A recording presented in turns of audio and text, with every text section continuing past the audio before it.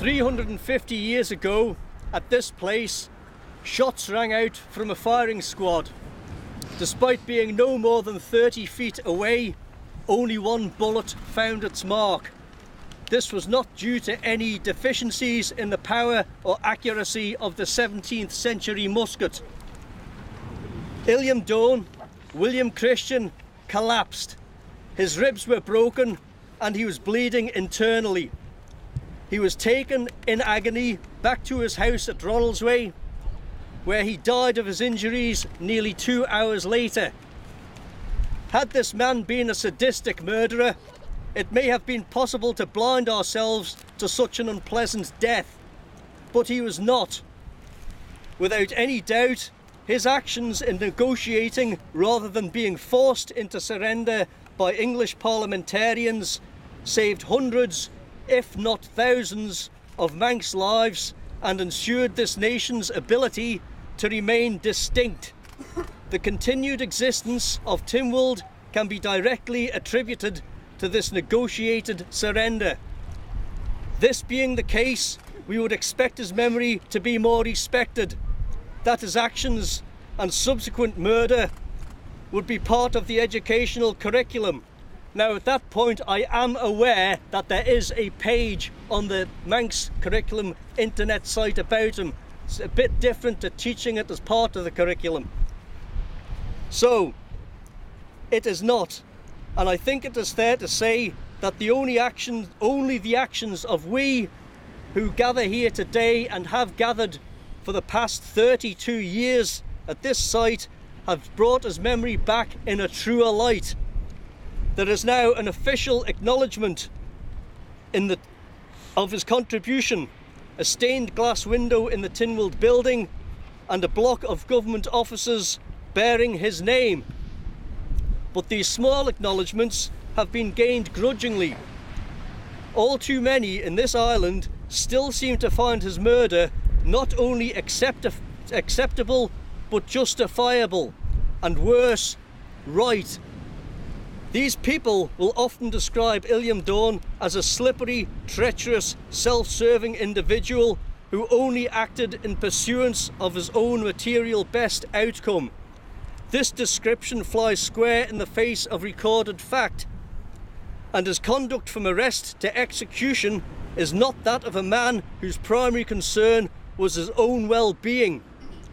Those who prefer the black history rely on the received wisdom passed down from those who, in turn, rely upon Victorian fiction for their education, by which I mean the work of Anglo-Scottish romantic fantasist Walter Scott. The second edition of his fiction, Peril of the Peak, carried an apology to the Christian family for his defamation of their ancestor, but that is conveniently ignored. Illiam Dhone's actions were known, understood and acknowledged by the Manx people of the time. The core verses of the ballad Bears Illiam Dhone were written and sung in the Manx language in the years immediately after his murder. This would not have happened if he was not known and respected by his contemporary Manxmen.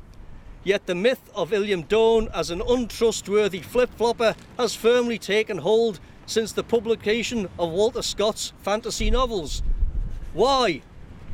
It would not serve a colonising power to allow the colonised to have a unifying focus. Our own language, our own identity. We might want our own rights. We might want our internationally recognised right to control of our own seabed and fishing grounds. We might want to redress the billions of pounds that were extracted from our economy by the British Crown in mineral duties and income tax from 1765 to the early 20th century, and a bit later I have to add in certain cases. These may still be redressed if we had more politicians who actually understood both our history and our current situation.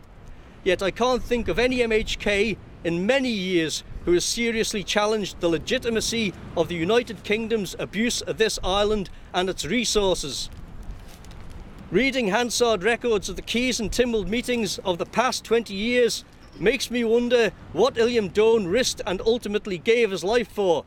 and with the current economic situation set to get a lot worse before it gets better, I fear more than ever for the future of this island and its people, for our children, for my children.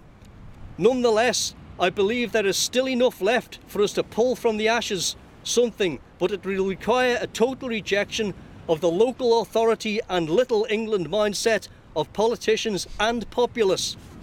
In that respect, I am not so hopeful. Anyone who has read the Mount Murray report will know that our current Chief Minister does not react well to scrutiny and does not actually understand what is and is not proper in relations between government ministers and private enterprises. Nor is he the only one who is guilty of that. When aggressive building developers such as Dandara / Heritage Homes write letters that accuse legitimate objectors of putting their employees at risk, I personally cannot trust the government bodies involved to adhere to their own rules. We have a health minister who has returned with less votes than would put most candidates in last place at an election. A clear case for electoral reform. Despite years of the Keys passing bills to reform the Legislative Council, the Keys continue to populate the body with members who block such reforms. The Legislative Council has an increasing number of members who have absolutely no political background, no stated manifesto, and no accountability to the people. The news coverage of the conviction of Charles Lewin for attempted election fraud seemed to concentrate more on the cost of the process rather than the extremely unsavoury crime itself. Who is trying to say what here? Is there someone within power right now who is in some way discomforted by the exposure of this nasty episode? Was the exposure of former Chief Minister Donald Gelling's involvement in the puppet master cabal a source of discomfort for other unidentified string pullers? Who pulls their strings? Central figure in the issue, Mr. Kevin Woodford, formerly known from appearances on TV shows such as Can't Cook, Won't Cook, claimed that the episode had ruined his reputation on the island. I beg to differ.